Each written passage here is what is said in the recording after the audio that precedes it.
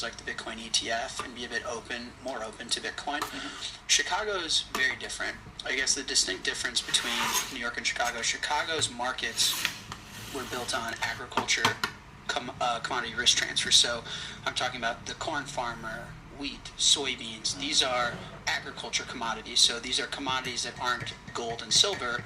These are commodities that we consume, right? And they wanted to build a risk transfer market because if the corn farmer is worried about if it's going to rain or not, and he isn't sure about the future of his crop, he's going to farm really bad corn. It's going to make us all have diarrhea and be sick. And so what we want is the corn farmer to sell a future and focus really hard on farming the best corn he can farm and let a free market transfer that risk. And that was Chicago's core focus and upbringing and unique value proposition in financial markets, which is very different than, hey, I want to take an equity public. Take me to the fancy NASDAQ or the NYSE, insider trading, Wall Street. Chicago doesn't have any of that. And so Chicago got Bitcoin very early because the Bitcoin miner is very much like the corn farmer. It was a lot more free market, some libertarian-leaning type of principles.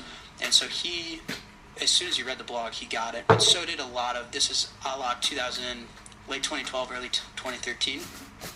That's when all of Chicago got it. Like everyone in finance was aware of Bitcoin and thought openly about it. And so he got into it then, and that was right when I dropped out of school. That's so interesting. I had no idea that Chicago was early on Bitcoin. Yeah, well, you've got Cumberland. So DRW's one of the biggest prop firms in the world, I would say, Donald Wilson. And he founded Cumberland around then. You've got Jump Trading. That's Chicago. They're huge in crypto, but Bitcoin as well. So a lot of the Chicago trading scene was pretty early to Bitcoin. I would just say that the attitude and the approach allowed them to be so. Again, I have harsh feelings and words for New York in the trading scene. Yes. But, there's a lot of cornering of markets. There's a lot of insider trading. There's a lot of big banking. And there's not in Chicago. Chicago, if you think about the markets that they built there, is very ethical, principled markets. They wanted to help the corn farmer and ensure that the corn farmer could focus on farming corn. Yeah. And that's a really principled, moral thing to do, and that market actually serves a real purpose versus, penny stock school. So you said you discovered Bitcoin through your father? Mm-hmm. So how did your dad get into the Bitcoin world? Very morals, ethics, principles. When I played sport, is never resume play without helping your teammates up type of attitude. And so that was a lot of my upbringing, is being raised by traders, hustlers, salt of the earth, passionate, ethical, moral guys. Awesome. And they ended up getting me into Bitcoin. So yeah, I can tell you whatever you want to know. Open book. I dropped out of college. Whatever you want to know. We all know that in today's fast-paced world, it's harder than ever to live a healthy lifestyle. Just about everyone is struggling with gut issues, stress, inflammation, fatigue, or immune health issues. Most of it comes down to diet, but getting nutrient-rich food consistently isn't always easy or affordable. With hectic schedules, processed foods, and the rising cost of healthy options, we all need a cheat code as the game of life gets a little bit more difficult. My cheat code is Optimal Human. With over 90 ingredients including powerful vitamins and other nutrients, one serving of Optimal Human helps me fulfill my daily nutritional needs. And in my opinion, it tastes better than other green supplements on the market. Optimal Human contains powerful superfoods like organic reishi mushroom for your brain, turmeric root for your joints, beetroot for cardiovascular health, CoQ10 for cellular health, and prebiotics for gut health. It's simple to integrate into your daily life. Just add 1 scoop to water, a smoothie, or your protein shake and get an instant delicious nutrient boost. Try Optimal Human today and get 50% off your first month by going to optimalhuman.com/Zuby. One more time, that's optimalhuman.com/Zuby. Go check it out. So you went to college. What did you go to study? Chess. So not actually, but I went to St. John's. I had a little bit of scholarship money to go, so I grew up a chess player. I have a state championship at the time for my age group. I have 2 in Illinois. I was nationally ranked growing up for my age class. Played on the chess team in high school.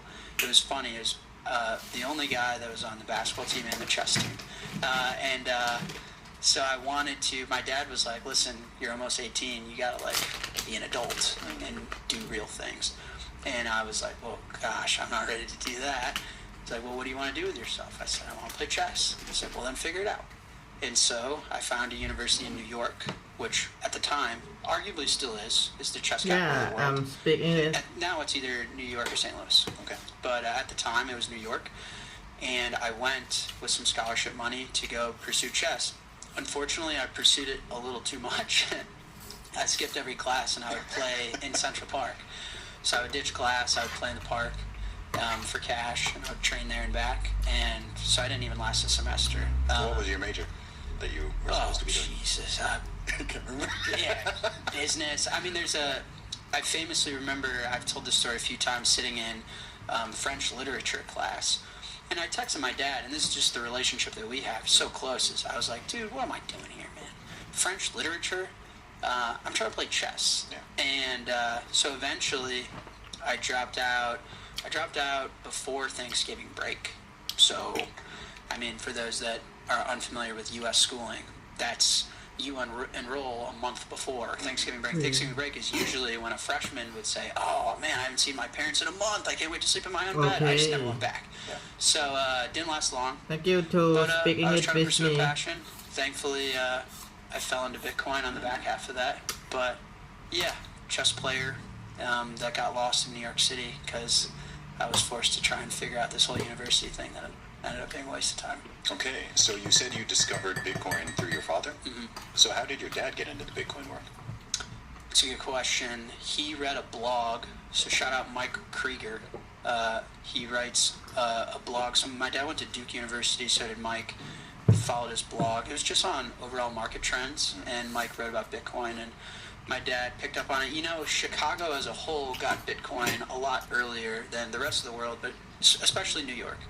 We're just now seeing New York adopt things like the Bitcoin Good, ETF okay. and be a bit more open to Bitcoin. Chicago is very different. I guess the distinct difference between New York and Chicago's markets were built on agriculture, commodity risk transfer. So I'm talking about the corn farmer, wheat, soybeans. These are agriculture commodities. So these are commodities that aren't gold and silver. These are commodities that we consume, right? And they wanted to build a risk transfer market because if the corn farmer is worried about if it's going to rain or not, and he isn't sure about the future of his crop, he's going to farm really bad corn. It's going to make us all have diarrhea and be sick. And so what we want is the corn farmer to sell a future and focus really hard on farming the best corn he can farm and let a free market transfer that risk. And that was Chicago's core focus and upbringing and unique value proposition in financial markets, which is very different than, hey, I want to take an equity public. Take me to the fancy NASDAQ or the NYSE. Insider trading, Wall Street. Chicago doesn't have any of that. And so Chicago got Bitcoin very early because the Bitcoin miner is very much like the corn farmer. It was a lot more free market, some libertarian-leaning type of principles. And so he, as soon as he read the blog, he got it. But so did a lot of, this is a la late 2012, early 2013. That's when all of Chicago got it. Like everyone in finance was aware of Bitcoin and thought openly about it. And so he got into it then, and that was right when I dropped out of school. That's so interesting. I had no idea that Chicago was early on Bitcoin. Yeah, well, you've got Cumberland. So DRW's one of the biggest prop firms in the world, I would say, Ronald Wilson. And he founded Cumberland around then. You've got Jump Trading. That's Chicago. They're huge in crypto, but Bitcoin as well. So a lot of the Chicago trading scene was pretty early to Bitcoin. I would just say that the attitude and the approach allowed them to be so. Again, you know, I have harsh feelings and words for New York in the trading scene. Yes. But, you know, there's a lot of cornering of markets. There's a lot of insider trading. There's a lot of big banking. And there's not in Chicago. Chicago, if you think about the markets that they built there, is very ethical, principled markets. They wanted to help the corn farmer and ensure that the corn farmer could focus on farming corn. Yeah. And that's a really principled, moral thing to do, and that market actually serves a real purpose versus, you know, penny stock trading, Wolf of Wall Street type stuff. And so, yeah, Chicago has a culture that bleeds all the way down to, you know, how I was raised. And I think it allowed them to be, you know, Bitcoin requires you to be open in your thinking and Yes. approach. And Chicago has a little bit more of an open, innovative mindset than I think New York is closed and competitive. That's interesting. So how did that first introduction with your dad go? Did he just say, hey, son, I've read this interesting article. There's this thing called Bitcoin. You might want to look into it. How did that convo go? I got the best dad in the world, and I think he's a genius. No, he very much understood, the worst way to get someone to adopt something you're interested in is to be forceful on them and criticize them, right? Like, hey, you're an idiot. Pay attention to Bitcoin. Yeah. Thanks for dropping out of school. I wasted a lot of money. Now read this book. It was the opposite approach. He got my stepmother and I into it. He registered the handle Bitcoin Mom. In hindsight, it was genius. At the time, he was like, hey, I'm into this weird, quirky thing that everyone thinks is only for drug dealers. It needs a motherly presence. Moms are love. Moms are caring. Moms are inviting. And there needs to be a Bitcoin mom. I'm taking my kid to soccer practice, and I'm interested in this Bitcoin thing. And he registered that handle, and he also found a way to get me into coding school. Okay. So I'll never forget, he would drag me out of the basement. I was depressed, man. You're 18 years old, all your friends are off making new buddies and meeting women and stuff, and I was sitting alone in my basement. I had no idea what was going on. And he would every morning drag me out of the basement, take me to boxing. Okay. And so it was both helpful physically to exercise and see the sun and meet other humans, but also, I was literally like fighting, and that's what it felt like at the time in my life.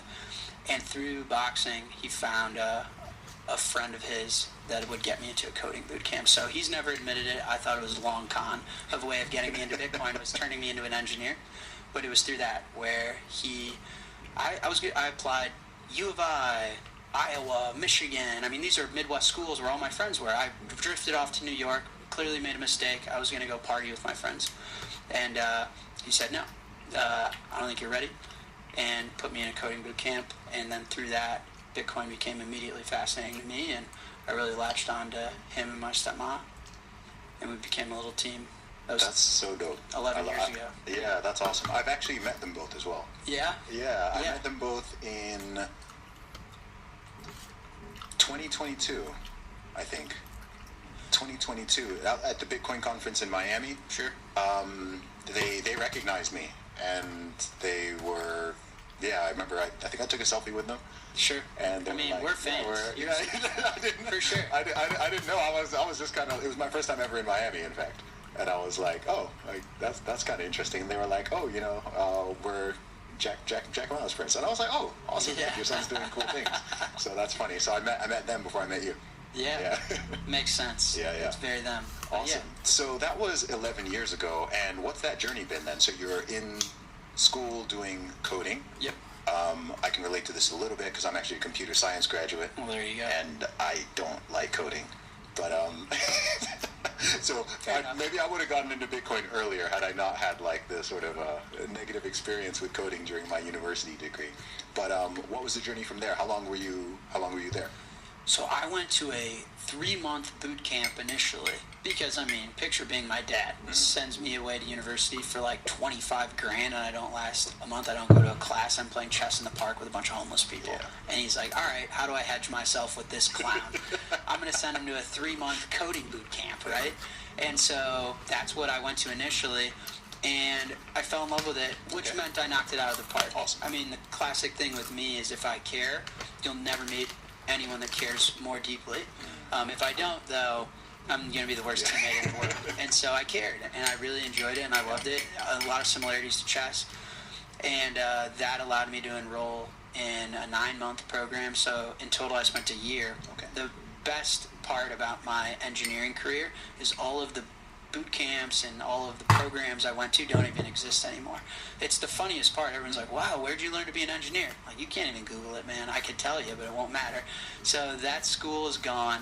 I did a few follow-up programs. That was gone. But being an engineer, the hardest part is knowing what you don't know. Once you're able to understand what you don't know, understand clearly, not literally because you don't know it, but directionally, because then you can figure it out.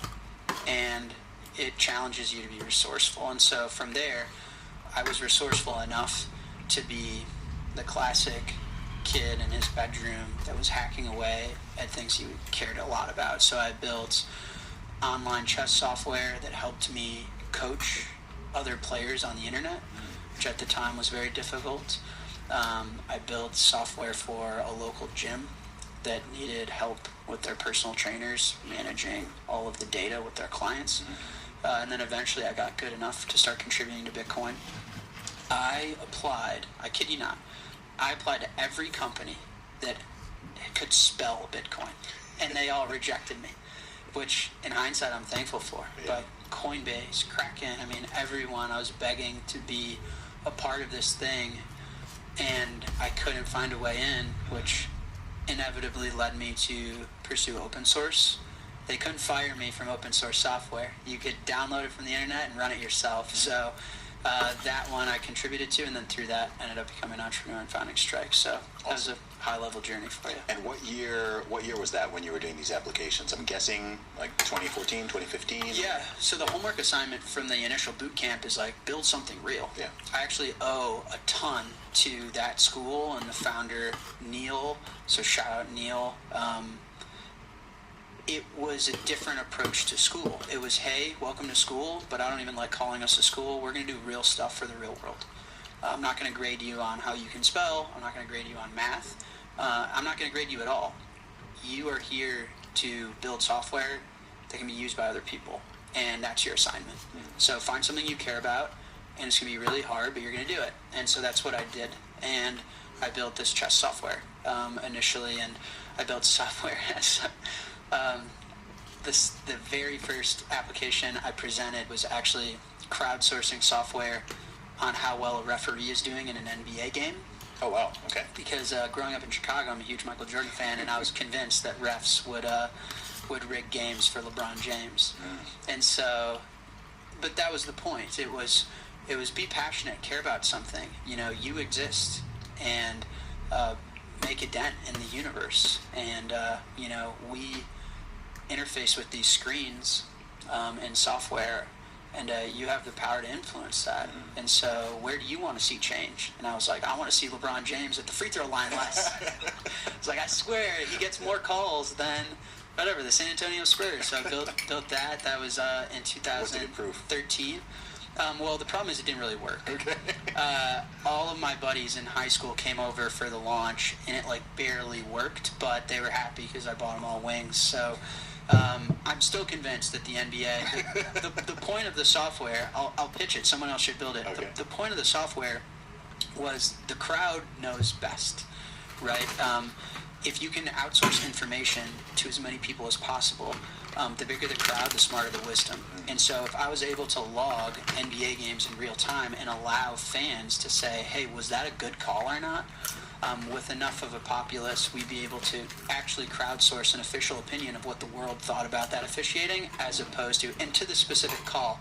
And I would pull a bunch of data where when LeBron James is reffed by this guy, then he goes to the free throw line twice as much as other referees. And so I was convinced that I was correct.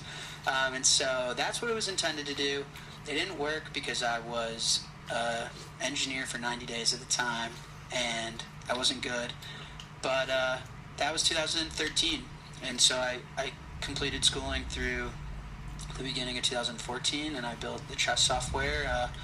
I got to meet a mentor still to this day, Jason Fried of Basecamp, and that was the beginning of my career, where I, for the first time, felt confidence in myself. Yeah. You know, I think in my career, I will say there are certain parts where people believe in you more than you believe in yourself. 100%. And, you know, those are a lot of the people I have to thank along my journey. So my father, you know, when I thought I was a loser, that was a college dropout, he believed that I wasn't. In this school, you know, Jason Fried, these guys believed that I was good enough to be an engineer. I didn't need to go to school, and I was creative and passionate enough. And just, you know, I think chess is the art of seeing yourself forward, and they saw that in me, and that you don't think about going back to college, you got this. That was a moment, and I've had a lot of those throughout my career. So, yeah, that was around 2014 where I said, yeah, I got this. Yeah. And it was a different energy and different trajectory since that point.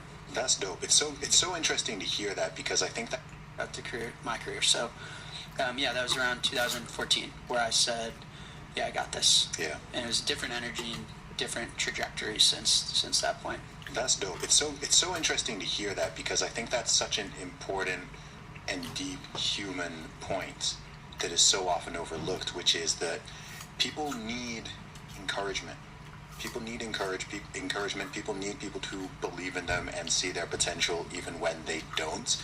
And the difference between being that guy who is in the basement and needs to be dragged out Yeah. to go and do things, and who isn't feeling confident. I mean, you're the same person. And you can probably imagine this sort of like bifurcation in your life, where had certain circumstances been different and certain people not been there to urge you on and encourage you and believe in you, you could just kind of stay in that rut. And I believe there are millions of people right now scattered around the world who are just in that rut. They have so much potential, they've got talent, they've got so much ability to do great things, but no one has told them that. No one's ever encouraged them, and it's sad when people miss that, because it can just make such a small difference. I mean, I'm sure you see this because you've got a big platform, right? And I'm sure you've had people who are massively encouraged and inspired by you, and might even tell you a certain story or something you said on a podcast or something you posted, and it fundamentally was just that spark that they needed at the time to change their life. I've had so many people come up to me and tell me that, like, man, I just read this thing that you wrote that one day, or this thing you said, and I was here, and it just, touched me.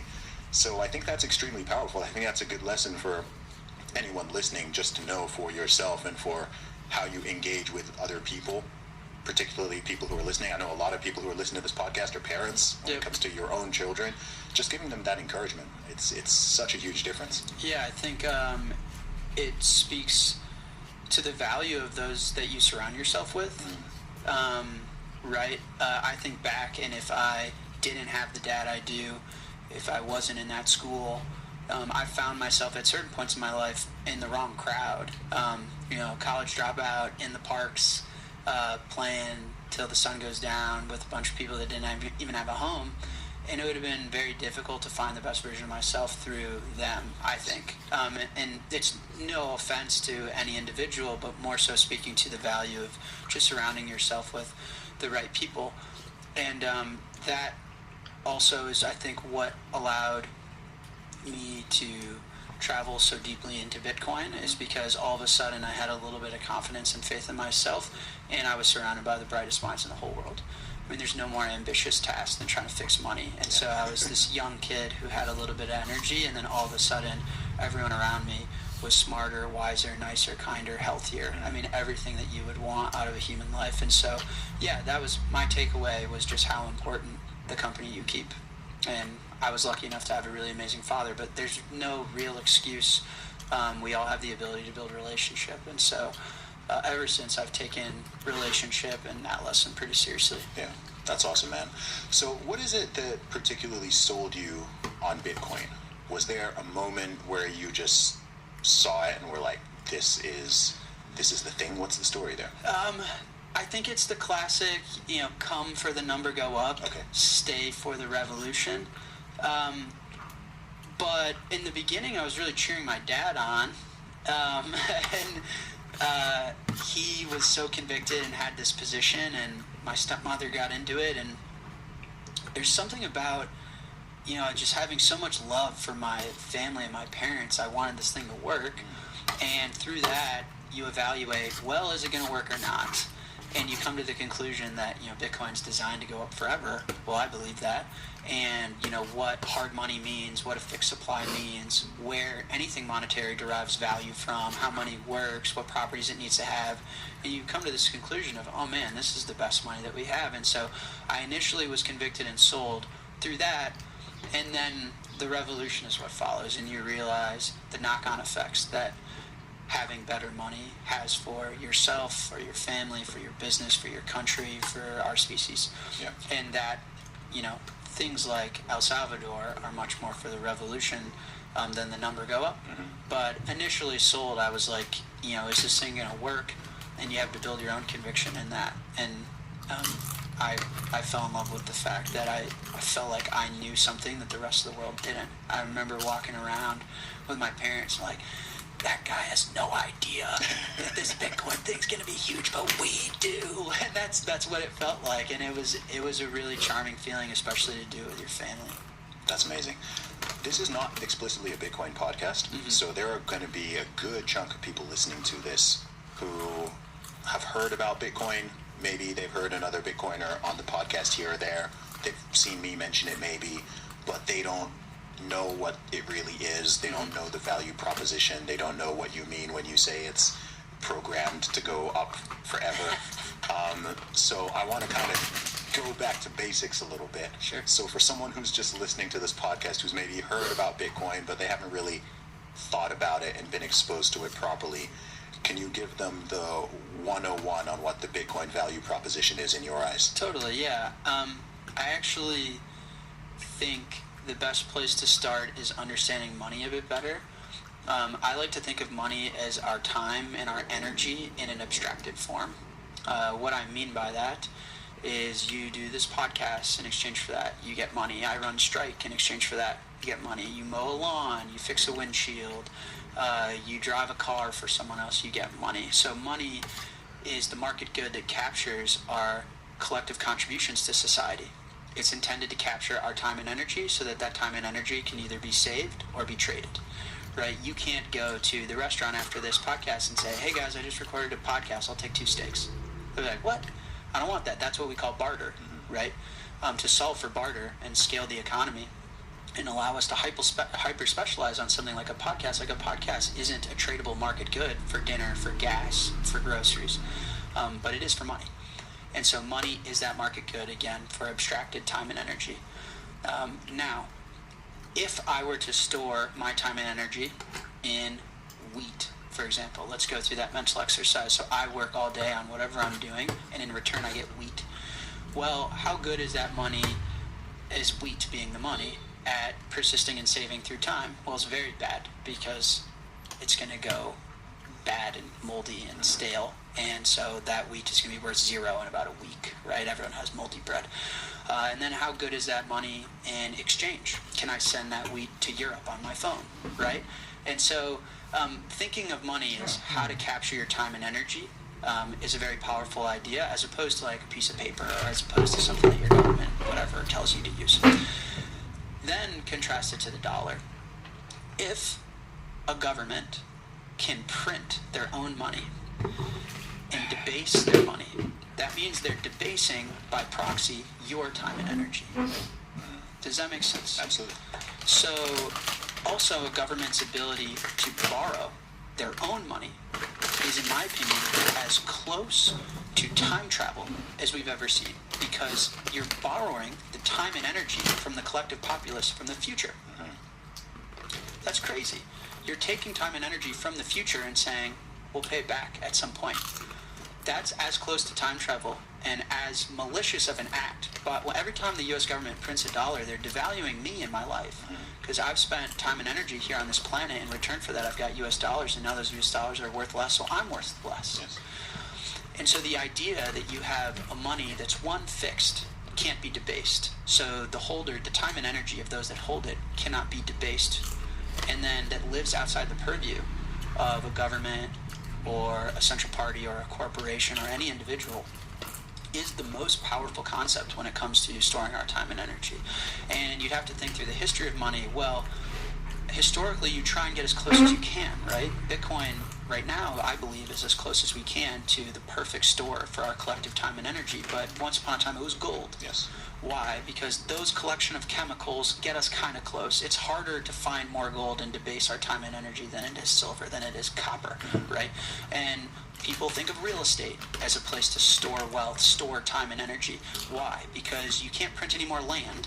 Unfortunately, that doesn't mean you can't print any more real estate, right? They're going to build a building that's 1,000 stories high in Manhattan one day. So we've tried to find vehicles that are close enough at the time and energy piece, and Bitcoin, my interpretation of Satoshi and Bitcoin is the tool that's best equipped to be money, which is the tool that's best equipped to store your time and energy and allow you to save it and exchange it for something in the market. So, and that advancement is so powerful. Here's the last. Sorry, I know I'm ranting at No, this it's all point, good, man. I but love this. I think the last thing I'll say, and this may get a little weird or dark, but I like to compare the guarantee and promise of Bitcoin as a fixed money to the guarantee and promise of death, and that we can't live forever. What I mean by that is that the fact that I'm going to die, and I know I'm going to die, is what allows me to value my life. If I knew I could live forever, I'd go to the gym in 10,000 years. I'd think about reproducing in 100,000 years. Why would I? The point is, how would I ever be able to value today? If there's infinite amounts of dollars, infinite amounts of debt, infinite amounts of printing currency, it doesn't allow me to value the paycheck I'm getting now. And so the promise that I will die is what allows me to value my life. Time as an asset is infinite, but my time isn't. And it's the promise of Bitcoin, the fact that I have a money that is fixed, that actually allows me to value my time and energy right now. And so when you hear Bitcoiners say, I got into Bitcoin, I got healthier. I got into Bitcoin, I lowered my time preference. I got into Bitcoin and I thought about the world differently. It's going from a life of infinity, which is impossible to value, to a life that is finite, that requires you to value it. Does that make sense to you? Yeah, that makes complete sense. To me, it's just a life-altering technology and an advancement in money, which is how we capture, exchange, and save time and energy between each other. Amen. I think that's one of the best explanations of Bitcoin, not from the tech perspective, but from the value perspective that I've ever heard. So I hope that resonates with the people listening. Man, no, for real, that's powerful. I think that two points. I think two things are really interesting with that, which is one, money is one of the only technologies I can think of which is worse now, excluding Bitcoin. I'm talking fiat money. Yep. Is worse now than it was thousands of years ago. The money system, if you were to go back 100 years, 200 years, 500 years, 1,000 years, when things were running off gold and off a gold standard, it was better. That was a better technology in terms of all the things that you're talking about than what we have now. And then I think the second point is just that almost everybody who is alive today, vast majority of people, have never known any different. People are just used to the broken money system. When you even say money, people's brains go to a dollar bill or euros or pounds or numbers in the bank account or whatever. People don't really think of money as that stored labor and energy which you can then use to trade for other people's labor and energy in the form of goods and services, which is what it is. If you work a job, if you run a business, if you have a career, we are all constantly exchanging our time and energy for goods and services, right? It's just constant exchange, and we do that through the medium of money because we can't always barter, as you were saying. But I just think that because it's, when did the U.S. go completely off the gold standard? 1971, and I think in the 1930s the process began. It's around the world wars. Yeah, in many places, and so this is just what people are used to, right? It's just like, inflation is just a given. Some people think inflation is good, some people say.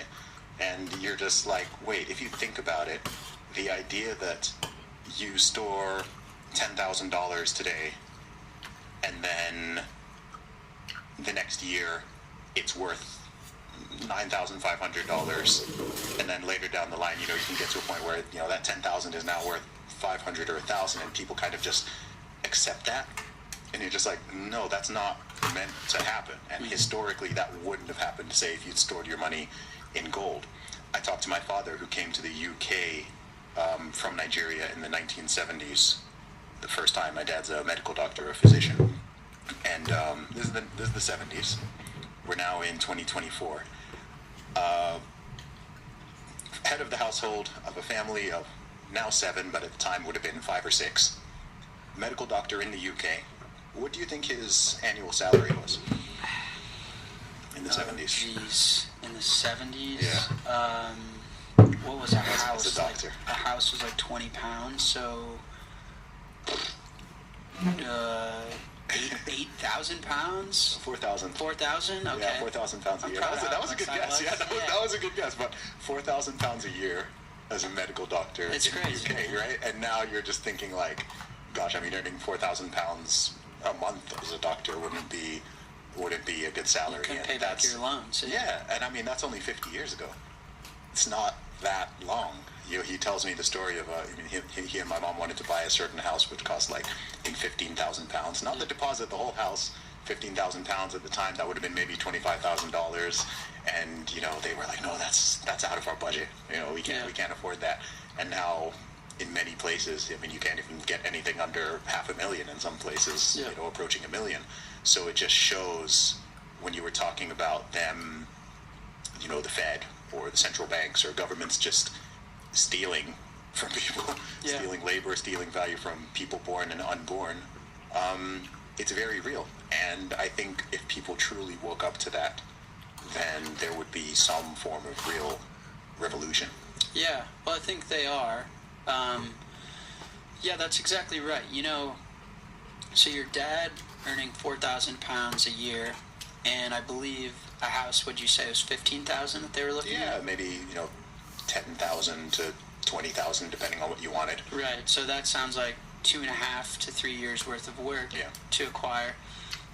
What's crazy is if people I encourage everyone listening to go look into metrics like the average year someone gets married, the percentage of the populace that turns into a homeowner.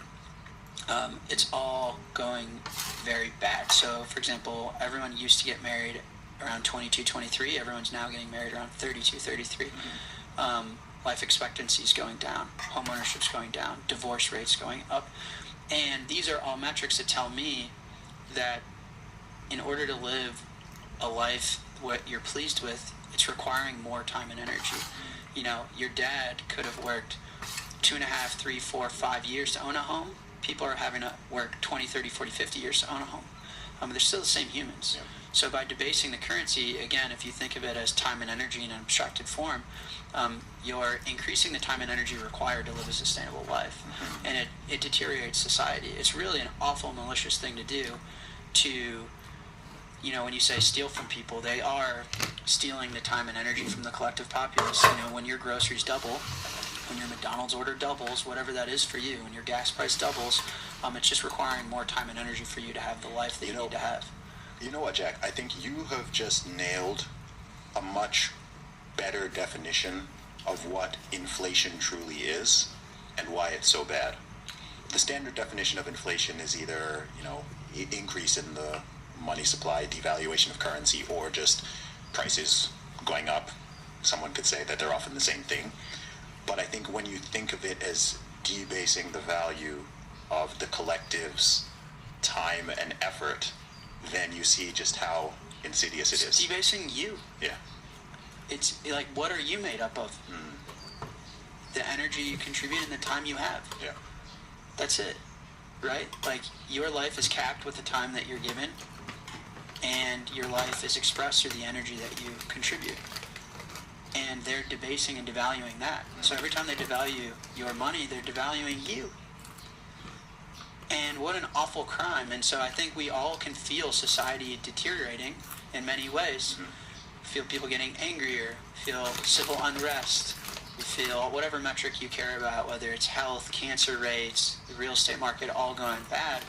And I think people are looking for a solution, and I hold the personal opinion that the money's broken. And when I say the money's broken, it's like our ability to store, save, and exchange time and energy is fundamentally broken. And so why do I care about Bitcoin? Is, listen, people can have their qualms with Bitcoin, and I appreciate that it's not perfect, and that's why I spend my time on it, but I think it's the closest thing we have to fixing that problem. And there's a saying in Bitcoin, fix the money, fix the world. And when you hear it or you see it and you're not familiar enough with the concepts, it sounds maybe a little too insane to take seriously. But that's what we mean when we say that, is that if we can fix the ability to store, save, and exchange our time and energy, I think we can fix a lot of the problems with the world. Can you connect those dots for people a little bit more? Because I think I know what you're talking about. but I think the jump from going to having a better form of money and then all those other problems that you talked about, family formation, civil unrest, division, familial breakdown, all those kind of things, I think people struggle to connect those dots. So can you kind of walk us through that? Yeah. So, and let me know if I lose you, because these are weird concepts, at least when I try and describe them. But, you keep time and energy, when you say someone's robbed their time and energy, someone's devalued them, stolen their productivity or whatever, however you'd like to describe inflation, it can't disappear. It has to go somewhere else, right? And so maybe the best way to understand that is like the wealth gap that we see, for example, is that less than 10% of the United States owns over 90% of the wealth. And that's because when you debase the currency, everyone that holds it is getting crushed and is needing to require more time and energy to have a sustainable life. And everyone that owns assets that is being inflated, so when they print money, your house gets inflated, your Bitcoin gets inflated, they accrue wealth naturally without expending time and energy. And so then you get a really disgruntled populace where 90% of the United States of America is required to expend more time and energy every single year to be able to afford a family, be able to afford children, be able to have a happy marriage, to be able to afford a house, to be able to afford groceries, to be able to afford gas. And then you have the top, whatever, it's not actually 10% anymore, 9, 8, 7, 6, 5% of the populace that actually controls and owns all of the collective time and energy from the populace because they own a pocket of Manhattan real estate. And so that, I think, is the best. There's no middle class anymore. You either own assets that inflate against the debasement or you own the currency that's being debased.